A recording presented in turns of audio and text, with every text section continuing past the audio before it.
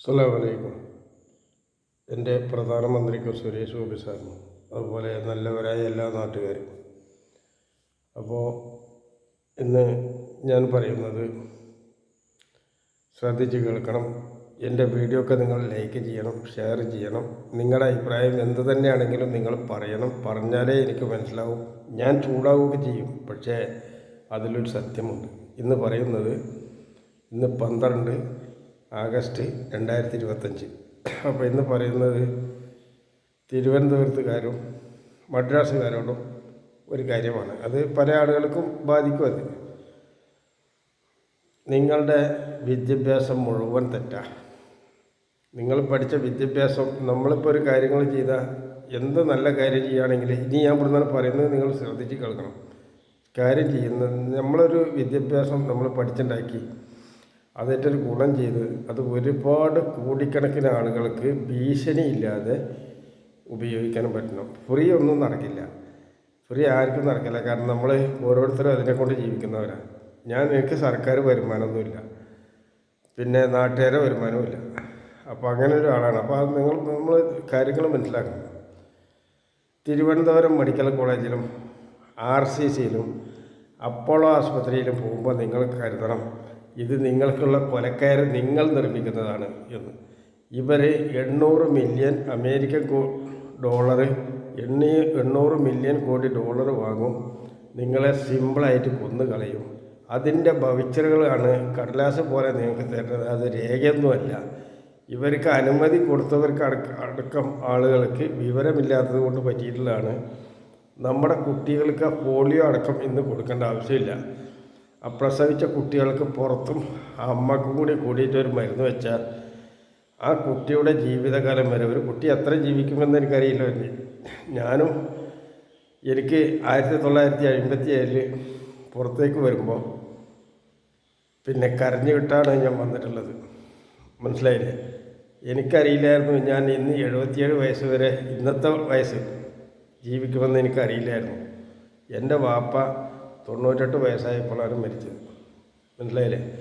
അതും വാപ്പാനെ മരിച്ചു എന്ന് ചുറ്റുപാടിലില്ല. ഇംഗ്ലീഷ് മരുന്നിൻ്റെ തെറ്റായെന്ന് ഞാൻ അന്നും പറയുന്ന കാര്യങ്ങളുണ്ട്. അത് നമ്മളെ പുച്ഛിച്ച് കളഞ്ഞതുകൊണ്ട് നമുക്കേ കേടുവരും, മറ്റുള്ളവർക്ക് വരില്ല. അപ്പോൾ മനസ്സിലായില്ലേ?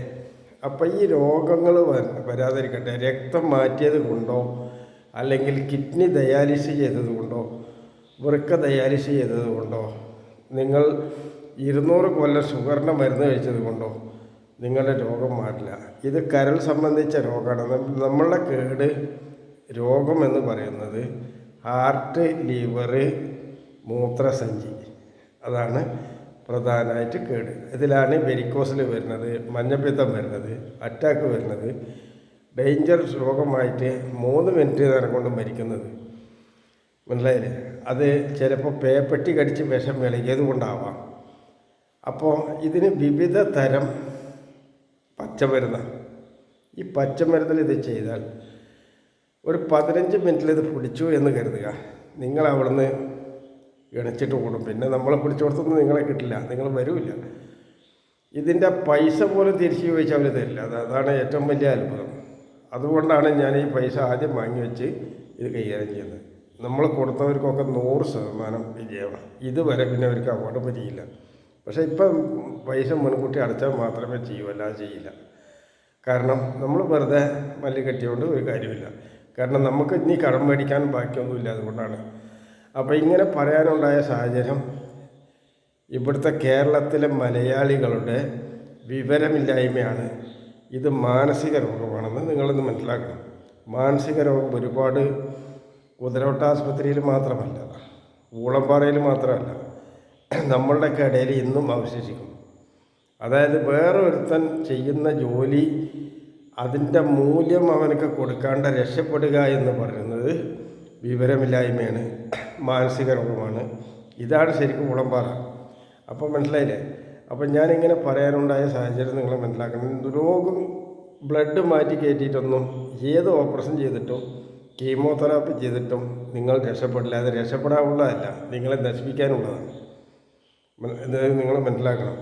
നമ്മുടെ നാട്ടിലെ മുസ്ലിം ആളുകളെ ഒരെണ്ണത്തിനെ നിങ്ങൾ വിശ്വസിക്കരുത്. CPM പെടുന്ന ഒരെണ്ണത്തിനെ വിശ്വസിക്കരുത്. അവരായി ഇരിക്കുന്നതൊന്നും നോക്കണ്ട. അവരുടെ അടുത്ത് മുഴുവൻ ഫുള്ളായിട്ട് ചരിത്രമാണ്. അത് നിങ്ങൾ അവരായിട്ട് ഇടപഴകുമ്പോൾ നിങ്ങൾക്കറിയാം. അതുപോലത്തെ ഇപ്പോഴത്തെ കോൺഗ്രസ്സുകാരെ നിങ്ങൾ നല്ലവരാന്ന് കണക്കാക്കിയിട്ട് കൂടെ കൂട്ടണ്ട, അത് മുഴുവൻ മുടക്കുക.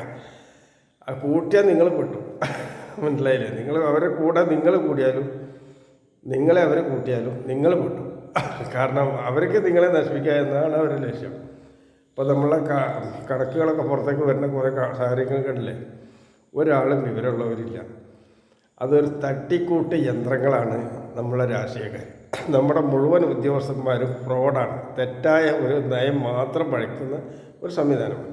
അത് മാത്രമല്ല, ഇതിൽ പിന്നെ ഒരു 30% നല്ല പോലീസുകാരുണ്ട്, ഒരു 3% റവന്യൂ ഉദ്യോഗസ്ഥരുണ്ട്. 3% ഉള്ളൂ. അതാണ് ഏറ്റവും വലിയ അത്ഭുതം. അപകടം പിടിച്ചാൽ 98%, 97% ഫുള്ള് അപകടം പിടിച്ചാൽ.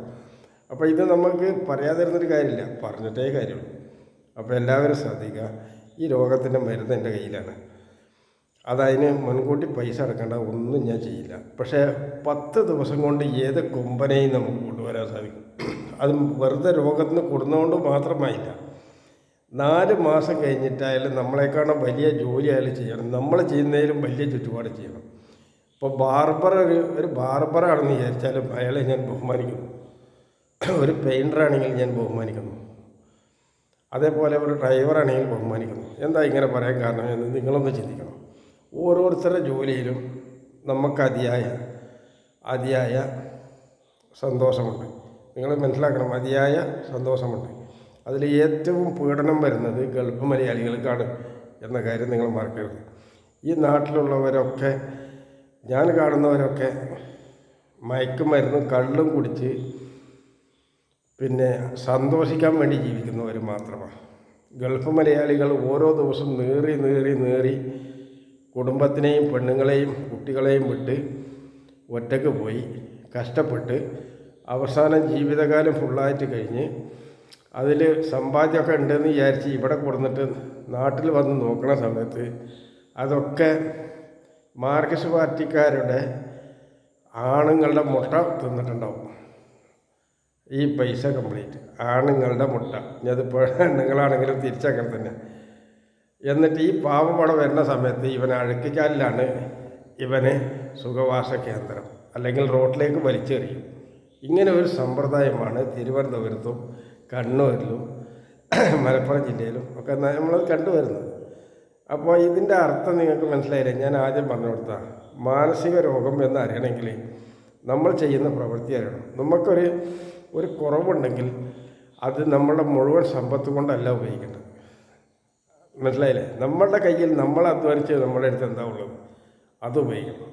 അത് ഉപയോഗിച്ചില്ലെങ്കിൽ അതിനനുസരിച്ച് കാര്യങ്ങൾ പറയണം. അപ്പോൾ എല്ലാവരും എന്നോട് ക്ഷമിക്കണം, ദുആ ചെയ്യണം, എനിക്ക് വേണ്ടി ദുആ ചെയ്യണം. പിന്നെ പറ്റുമെങ്കിൽ നിങ്ങൾക്ക് ആവശ്യമുണ്ടെങ്കിൽ മാത്രം വരിക. ഞാൻ നട്ടെല്ല് മുറിഞ്ഞാലും പിന്നെ അതുപോലെ പാമ്പ് കടിയേറ്റാലും പേപ്പട്ടി വിഷമടിക്കാലും ഏത് ക്യാൻസറാണെങ്കിലും 5 മണിക്കൂർ നേരം കൊണ്ട് കയറണം. ചിലപ്പോൾ 10,000 ചിലവ് വരും. അത് നിങ്ങൾക്ക് പറ്റുമെങ്കിൽ ചെയ്യാം. 5 മണിക്കൂർ നേരം കൊണ്ട് അതിനെ രക്ഷപ്പെടുത്താൻ സാധിക്കും. അല്ലാതെ പിന്നെ നിങ്ങളീ പറയുന്നത് മാത്രമല്ല, പിന്നെ മറ്റുള്ളവനെ നശിപ്പിക്കാൻ വേണ്ടി നമ്മളാരും തയ്യാറാവരുത്. അതെനിക്ക് നിങ്ങളോടുള്ളൊരു അപേക്ഷയാണ്.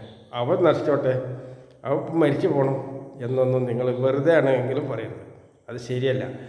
അതുപോലെ എനിക്ക് ഒരു കാര്യം കൂടി പറയാനുള്ളത്, ഇസ്രായേൽ ഗസയിൽ കോടിക്കണക്കിന് കുട്ടികളെ കൊന്നതിൽ അമർഷമുണ്ട്, വല്ലാത്ത ദേഷ്യമുണ്ട്.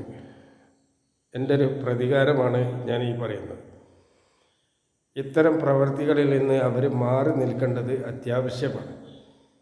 കാരണം മറ്റുള്ളവരെ നാശം ചെയ്താൽ എൻ്റെ 2000 ഇരട്ടി തലമുറ ഫുള്ള് നാശമാവുകയും ചെയ്യും. മനസ്സിലായില്ലേ? അതാരും പ്രാർത്ഥിക്കൊന്നും വേണ്ട, അവർ തന്നെത്താൻ മതി. കാരണം നിങ്ങൾക്ക് ഭക്ഷണം വെള്ളം കിട്ടിയില്ലെങ്കിൽ എന്തായിരിക്കും നിങ്ങൾ ചെയ്യുന്ന ആലോചിക്കും. നിങ്ങൾക്ക് ജീവരക്ഷാ മരുന്ന് കിട്ടിയില്ലെങ്കിൽ നിങ്ങൾ എന്താണ് ചെയ്യുക എന്ന് നിങ്ങളൊന്ന് വെറുതെ ചിന്തിച്ച് നോക്കും.